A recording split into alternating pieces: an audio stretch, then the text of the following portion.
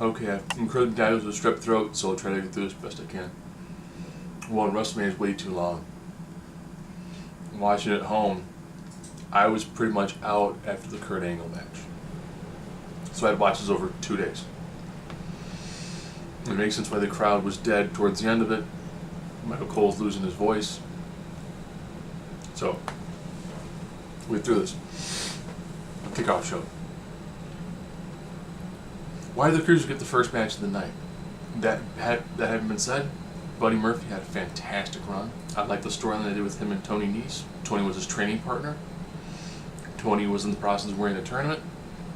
Buddy was like, awesome, I could beat this dude so easily. They gave Nese a tremendous amount of momentum going into the match. Buddy was like, nice competitive match, we'll make this nice. Turns out. Heads up this match, running Nese gets the victory. Nice, solid opener. Got the crowd going, which was good. That's what you want.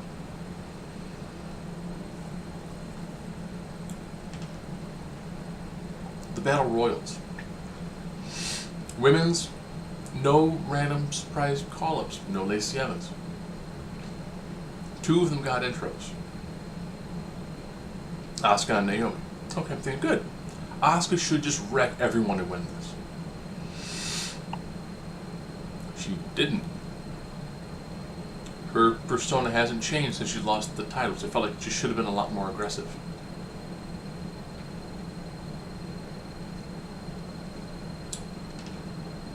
Seems like Sarah Logan was the winner, but then Carmella went back in the ring and eliminated her, and Carmella is your champion of the Battle Royal. She gets a trophy that means nothing and does nothing for your career afterwards. Men's. It's all about those Saturday Night guys and Braun Strowman. So Braun eliminates them. Gets the trophy. So, tag champ last year, trophy winner this year. Asuka, challenging for the title after winning the Royal Rumble. This year, nothing.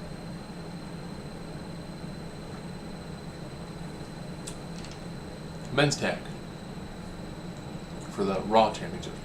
Revival deserves better. It was a good moment. Seeing Hawkins get a roll-up victory. Snaps his 269 match losing streak. Becomes Raw Tag Team Champions. Okay. I'm fine with that. Orton Styles. We're looking forward to this match since they had their little encounter on SmackDown over a year ago. I'm pumped up. Solid match. Love the back and forth. Love the counters. Like, go for RKO. No. I liked when he stuffed him for the RKO the first time. Like, phenomenal form? Nope. But then I thought Orton kind of laid there for a little bit too long. Timing felt a little bit awkward, but beyond that, fantastic match. Dare I say, phenomenal. Styles getting the victory. SmackDown tag titles. So Nakamura last year was shooting with Styles over the title after winning the Royal Rumble. Now he's in a random tag team. Brilliant match. I like how they did the fatal form. Here's what we're going to do. We're giving you guys X amount of time. Okay. Just make a fast-paced, frenetic match. Usos retained. Good. They got to be on the main card. It's their 3rd year in a row going in as champions. And they're leaving as champions. Good. Solid match. Good tag team match. Women's tag team match. My daughter came out to see because she watched women's wrestling. She goes, there's so many girls, my mind is blown. She's 5. So technically she has watched 5 WrestleMania. So she's watched, yeah. When she was about 3 months old, we watched part of WrestleMania. She's watched parts of every WrestleMania since she's been alive. This was okay. They took out Nia Jax and Tamina early, so they were kind of a non-factor. It felt like a lot of them, since Phoenix hasn't had a lot of time to interact with all those women, and they don't interact at all with the Iconics, their timing just felt off. It's people who were unaccustomed to wrestling each other. It was great to see the Iconics win. Because technically the division has 2, maybe 3 actual tag teams. It was a good moment for them. You can tell that they're highly emotional about it. I thought it worked well. I'm like, okay, that's good. Then they do a Sasha Bailey breakup angle, at which point then there's no reason to have the tag belts. Or this eventually leads to maybe an Iconics Bella feud, which would be interesting. Maybe Sky Pirates challenge the Iconics. Maybe we see Sky Pirates take on Sasha and Bailey for number one contendership. And there's a lot of things they can do using all 3 brands. Miz and Shane. Shane's dad's goofy. He got in the ring, and then Shane moves his fists, and I was like, oh, they're kind of padding this match. Once it got to the Falls Count Anywhere part, it really began to shine, because Shane bumps for everything. Seeing Shane get hit with like the tablet, and then falling onto, I couldn't tell what it was at first, but he lands on top of the golf cart, slides off the golf cart, onto the concrete floor.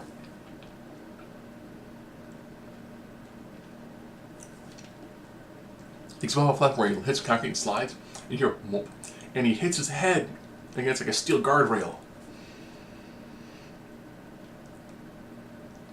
But the finish just felt odd, with the superplex off of the technical equipment through the crash pad, with Shane being on top of Miz. So Shane won?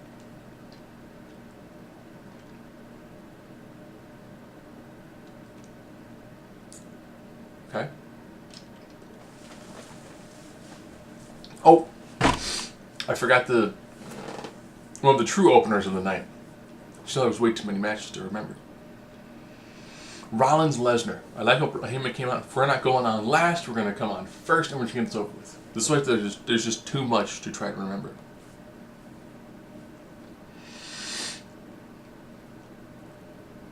Rollins, House of Fire, did a good job beating down on Lesnar a little bit. Lesnar turned it around. Ref gets distracted. Rollins channels in Undertaker, junk kick. Stomp, new champ. Okay. Lesnar is off TV hopefully for a while. I think he's got an event in August against Cormier for UFC. So he might come back maybe for an exhibition match against Bobby Lashley for Crown Jewel. Who knows? Okay. I remember where I'm at in the card now. There's no SmackDown in the match. Doing all tags. Okay, we'll do the U.S. Championship match next. Takes place right after Kofi and Daniel Bryan, which is a beautiful match. There are reports that Ray was injured. He injured his ankle in his match against Corbin. So, super short. This was a squash, which was weird. Coquina clutch, pretty much like a minute into the match. So there were more times for entrances than was for the match. Joe looked dominant. Good. They needed a match that just kind of get the crowd to have some relaxing time.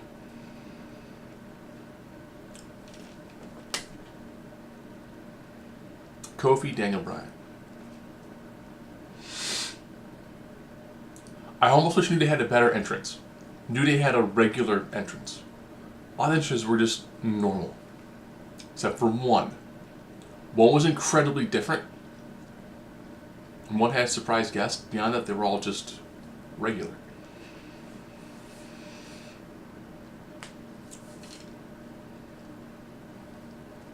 Great match. Told a beautiful story. I liked how they got Rowan involved on the outside and he got neutralized by the members of New Day. I liked how they did that. I liked it every time Kofi was in a submission. Being Xavier like, Kofi, you got you. You hear that crowd? You hear that crowd? The crowd super hot for this. But it happened at a good time the night, so the crowd was still fully engaged. Great use of near pinfalls. Trouble in Paradise 1, 2, 3 Kofi wins. Beautiful match. Crowd is explosive with energy. Easily your biggest pop of the night. They reveal what they had waiting for Kofi. It was the old title, which was good. And then they opened up a surprise box, which had Kofi Kingston Championship shirts. Brought in Kofi's kids. That's it. That's it. Technically, that's like your main event moment of the night right there. That's it. If you were to do WrestleMania's 2 nights, that's how you end night 1. But good storyline. Technically, the E over the past year lucked into 2 fantastic storylines. 1, and all because of injuries. 1, Survivor's not supposed to be brand versus brand.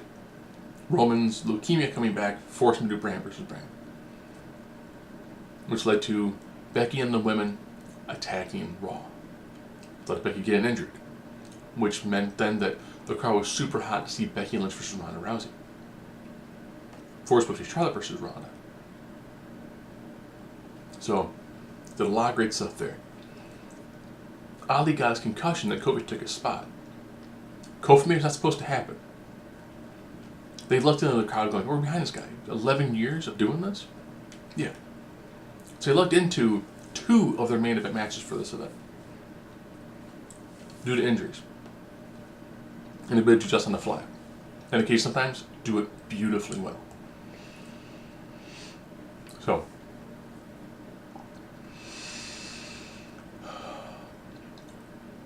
I'll go through some of the matches real quick. Let's go through Kurt Angle, Baron Corbin. Was actually Baron Corbin.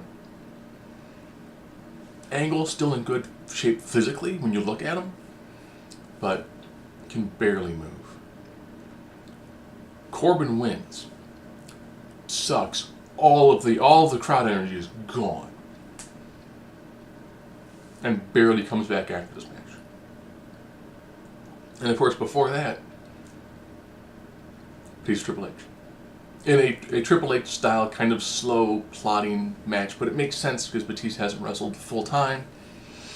Batista comes down, like a barricade, stirs the pot. You can tell he's smaller than he was when he wrestled, which makes sense. You don't want to be super big and jacked because you want to be maneuverable. So H is big entrance. Anything Marvel related? No. Mad Max? Felt really weird. It felt entirely out of place. In the past, Mania's had multiple big entrances, but this one felt just really off. Another match was hard-hitting, brutal. Used steel chairs, used chains. The bit where Triple H, has Dave pinned down by a chair, grabs a pair of pliers. He goes, "That's a nice nose ring." Then you see him rip out the nose ring. Good, nice, brutal. Flair came down the ring. This match, it had a lot going for it. But by this time, the crowd was starting to die. Now, of course, you finish a Triple H style match, so it's methodical. It's got a slower pace to it. It's got a big move, and then, there's no rest spots. Big move, both guys are tired, they kind of just hang out for a bit.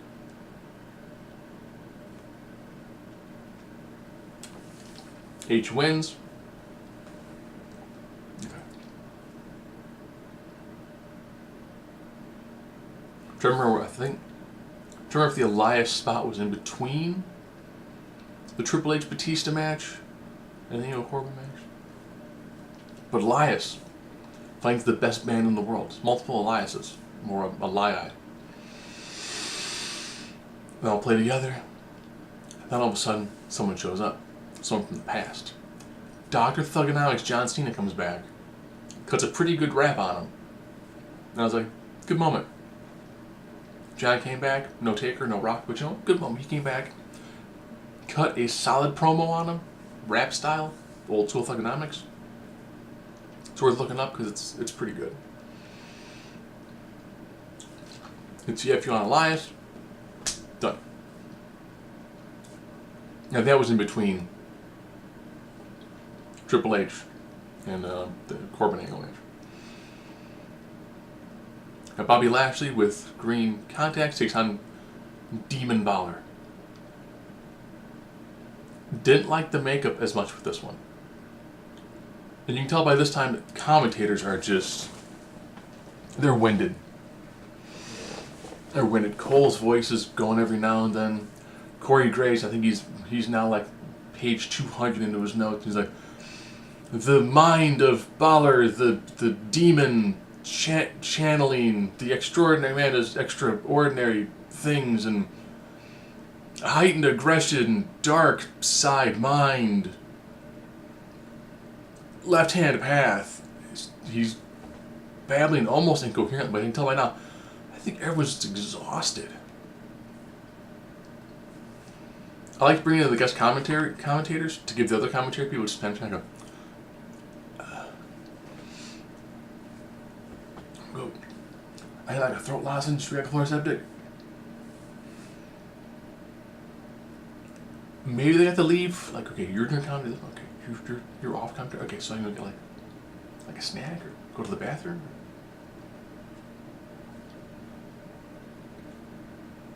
I'm almost surprised they don't at this point in time just put like a porta potty right next to the announce booth for these long events.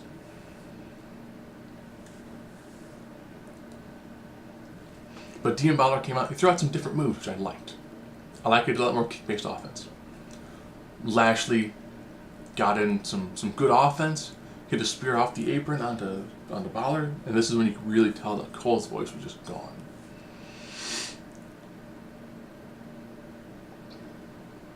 Balor hits a powerbomb, and the coup de grace becomes champion. By now, crowd is officially dead.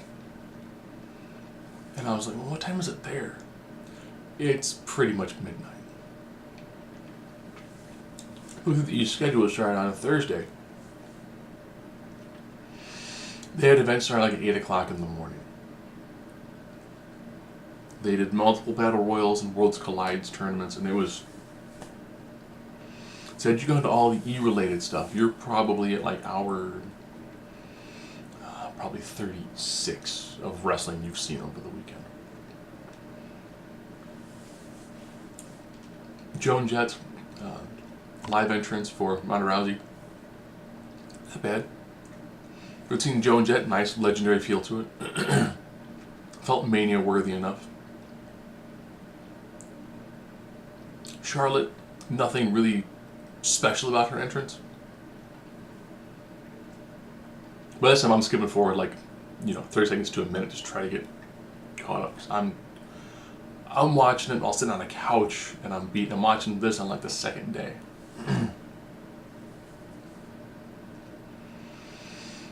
And crowd is, you could tell that the crowd popped for Kofi and Daniel Bryan, but by this time it's been like 3 hours since that happened. They're exhausted. There's next to no adjustment in that crowd. And they still have to leave the venue.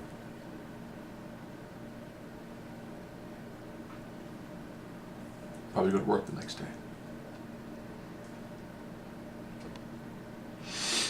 And the match was good.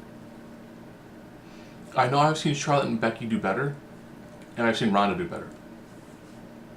And I found out earlier today that Ronda broke her hand. I'm thinking it was the arm bar over the top rope, where Becky then does like a sliding baseball drop kick to knock off Ronda. Ronda lands awkward. I think it's where she broke her hand.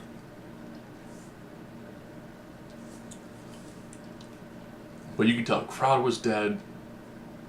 It's about midnight when they're wrestling. So you can tell the women are just beat. This crowd's dead. Announcers can barely talk. Inside the ring, they look just dead. And they still have 2 more days of doing this. So everyone's just exhausted. Charlotte goes for another double spear, but they set up a table in the ring. Ronda and Becky try to hip toss her into the table. The table barely breaks. You can tell this time they're just beat. There's blood coming out of Charlotte's elbow. There's like small amounts of blood just welled all over their body. You can tell they're doing everything they can to get this to work.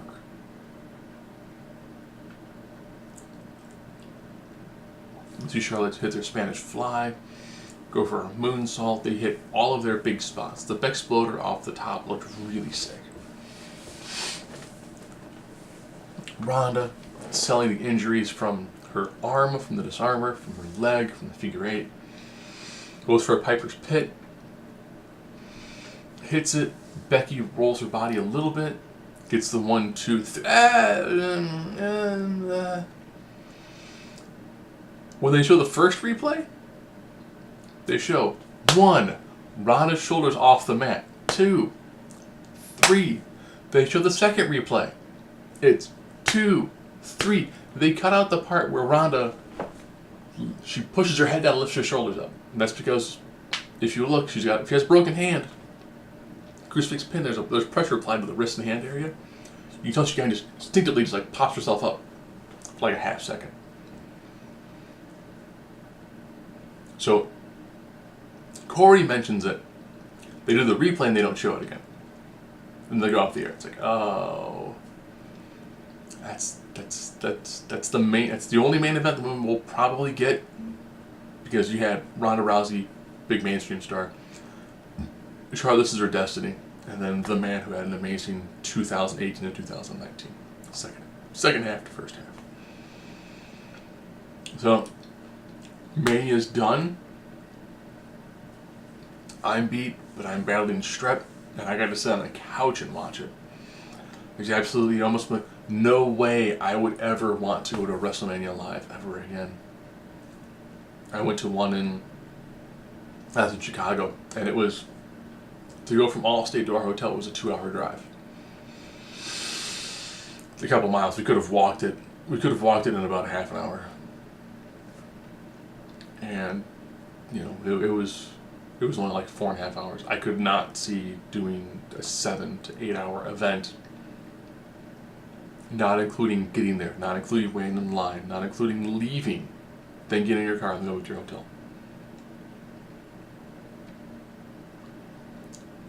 Takeover? Yes. 3 to 4 hour takeover? Perfect.